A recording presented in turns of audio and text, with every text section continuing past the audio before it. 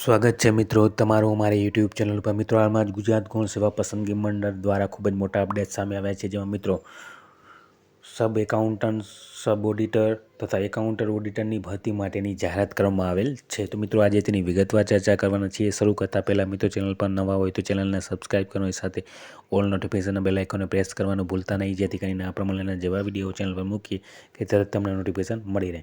તો મિત્રો ગુજરાત ગૌણ સેવા પસંદગી મંડળ દ્વારા જાહેરાત ક્રમાંક 225/2023 હિસાબ અને તિજોરીની હસ્તકની કચેરીઓ તેમાં મિત્રો પેટા હિસાબની એટલે કે સબ એકાઉન્ટન્ટ, સબ ઓડિટર વર્ગ 3ની કુલ 116 જગ્યા તથા હિસાબની એટલે કે એકાઉન્ટન્ટ ઓડિટરની મિત્રો વર્ગ 3ની કુલ 150 જગ્યા માટે ઓનલાઈન આવેદનો પત્રો મંગાવવામાં આવેલ છે। જેમાં મિત્રો તમે અગત્યની તારીખ જોઈએ તો મિત્રો તારીખ 15 ફેબ્રુઆરી 2024થી 1 માર્ચ 2024 દરમિયાન ઓનલાઈન અરજી કરી શકાશે। ઓજસની વેબસાઇટ ojas.gujarat.gov.in ઉપર જઈને તમે ઓનલાઈન અરજી કરી શકશો 15 ફેબ્રુઆરીથી 1 માર્ચ 2024 દરમિયાન। ત્યાર મિત્રો જે વિગતવાર જગ્યાઓ જોઈએ તો મિત્રો આ પ્રમાણે છે, જેમાં મિત્રો ક્રમ નંબર 1 ઉપર છે પેટા હિસાબની સબ ઓડિટર વર્ગ 3ની જગ્યા નાણાં વિભાગના હિસાબ અને નિયામકની કચેરીમાં કુલ 116 જગ્યા છે જ મિત્રો। ત્યારબાદ મિત્રો ક્રમ નંબર 2 ઉપર છે હિસાબની ઓડિટર પેટા તિજોરી અધિકારી અધિક્ષક વર્ગ 3ની તેની મિત્રો 150 જગ્યાથી ટોટલ મળીને 266 જેટલી જગ્યાઓ માટે ઓનલાઈન અરજીઓ મંગાવવામાં આવેલ છે મિત્રો। તો આ પ્રમાણે જગ્યાઓ છે। ત્યારબાદ મિત્રો આગળ જોઈએ આપણે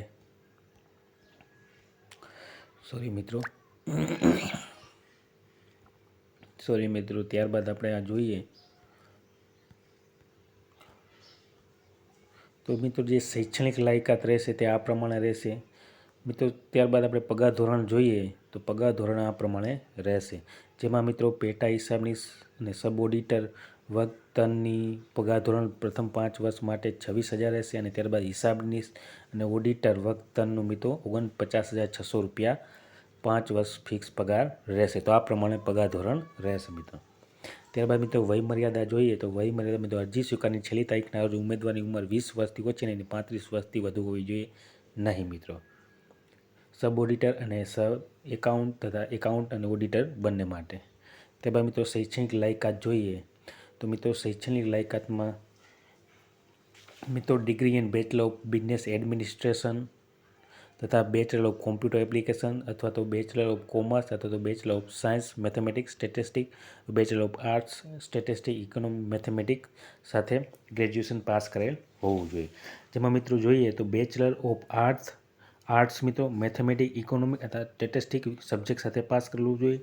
ત્યારબાદ મિત્રો bachelor of arts mathematics economics સ્ટેટિસ્ટિક્સની મિત્રો જે એક્ઝામ આપેલી હોય અને રિઝલ્ટ વેઇટિંગમાં હોય તો તેવા ઉમેદવારો અરજી કરી શકશે। ત્યારબાદ મિત્રો બેચલર ઓફ બિઝનેસ એડમિનિસ્ટ્રેશન કરેલ હોય તે ઉમેદવારો પણ ઓનલાઈન અરજી કરી શકશે। ત્યારબાદ બેચલર ઓફ બિઝનેસ એડમિનિસ્ટ્રેશન જે મિત્રો એક્ઝામ આપેલી હોય અને રિઝલ્ટ વેઇટિંગમાં હોય તે ઉમેદવારો અરજી કરી શકશે। ત્યારબાદ બેચલર ઓફ કોમર્સ, ત્યારબાદ બેચલર ઓફ કોમ્પ્યુટર એપ્લિકેશન અને બેચલર ઓફ સાયન્સ મેથેમેટિક્સ અથવા સ્ટેટિસ્ટિક્સ સાથે પાસ કરેલ હોય તેવા ઉમેદવારો મિત્રો ઓનલાઈન અરજી કરી શકશે આ પોસ્ટ માટે। તો આ પ્રમાણેની શૈક્ષણિક લાયકાત રહેશે મિત્રો।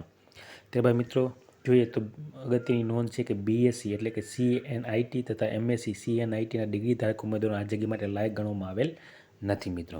ત્યારબાદ મિત્રો કોમ્પ્યુટરના ઉપયોગ અંગેની પાયાની જાણકારી ધરાવતા હોવા જોઈએ, ગુજરાતી અને હિન્દી ભાષાનું નોલેજ ધરાવતા હોવા જોઈએ। તો આ પ્રમાણે શૈક્ષણિક લાયકાત રહેશે। વય મર્યાદામાં મિત્રો છૂટછાટ આ પ્રમાણે રહેશે, જેમાં સામાન્ય કેટેગરી મહિલા ઉમેદવારો 5 વર્ષની, ત્યારબાદ અનામત કેટેગરીના પુરુષ ઉમેદવારો 5 વર્ષની, તેમાં અનામત કેટેગરીના મહિલા ઉમેદવારો 10 વર્ષની, ત્યારબાદ સામાન્ય કેટેગરીના દિવ્યાંગ ધરાવતા પુરુષ ઉમેદવારો 10 વર્ષની, ત્યારબાદ સામાન્ય કેટેગરીના દિવ્યાંગ ધરાવતા મહિલા ઉમેદવાર 15 વર્ષની, ત્યારબાદ અનામત કેટેગરીના દિવ્યાંગ ધરાવતા પુરુષ ઉમેદવાર 15 વર્ષની અને અનામત કેટેગરીના દિવ્યાંગ ધરાવતા મહિલા ઉમેદવારો 20 વર્ષની છૂટછાટ મળવાપાત્ર રહેશે 45 વર્ષની મર્યાદામાં મિત્રો।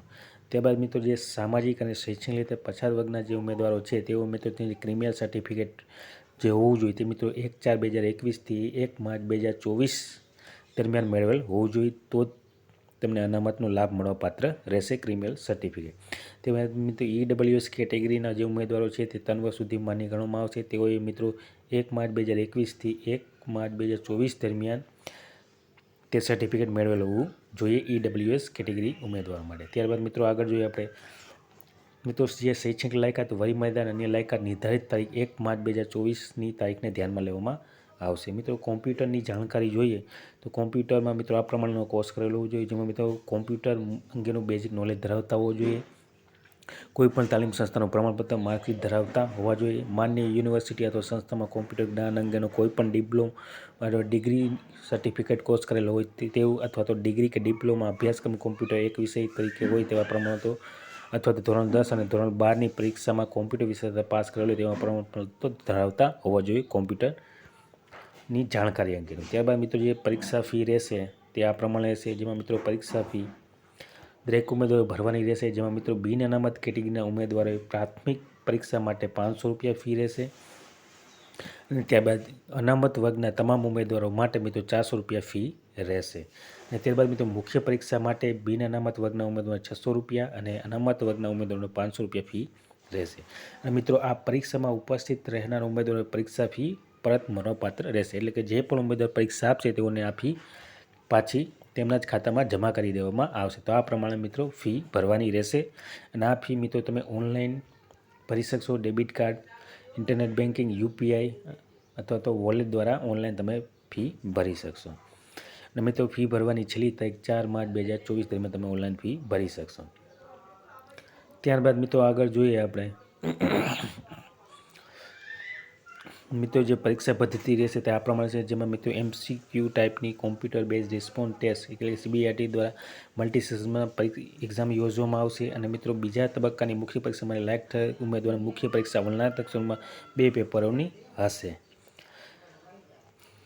જેમાં મિત્રો આગળ જોઈએ આપણે તો મિત્રો આ જે જાહેરાતમાં કુલ દર્શાવેલ જગ્યાઓના લગભગ 7 ગણા ઉમેદવારોને ઉપલબ્ધતા ધ્યાને લઈ મુખ્ય પરીક્ષા વલણાંક ભાગ 2માં બેસવા માટે લાયક ઠેરવવામાં આવશે. એટલે કે પ્રિલિમિનરી પરીક્ષામાંથી મિત્રો 7 ગણા ઉમેદવારોને મેઇન એક્ઝામ માટે ક્વોલિફાય ગણવામાં આવશે. હવે મિત્રો જે પ્રાથમિક એટલે કે પ્રિલિમિનરી જે એક્ઝામનો સિલેબસ રહેશે તે મિત્રો આ પ્રમાણે છે, જેમાં મિત્રો પેપર 1 રહેશે, મિત્રો MCQ ટાઈપની પરીક્ષા હશે, મિત્રો general study as per appendix એમાં જે સબ્જેક્ટ આપેલા છે તેમાંથી પૂછવામાં આવશે. જનરલ સ્ટડીના કુલ 150 માર્કનું હશે અને સમયગાળો હશે 2 કલાકનો.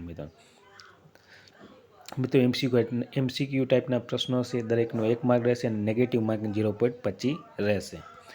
ત્યારબાદ મિત્રો મેઇન એક્ઝામ રહેશે તે મિત્રો આ પ્રમાણે છે, જેમાં મિત્રો ક્રમ નંબર 1 ઉપર છે વલણાંક ડિસ્ક્રિપ્ટિવ એક્ઝામ રહેશે, જેમાં મિત્રો ગુજરાતી લેંગ્વેજ અને ઇંગ્લિશ લેંગ્વેજમાંથી પૂછવામાં આવશે.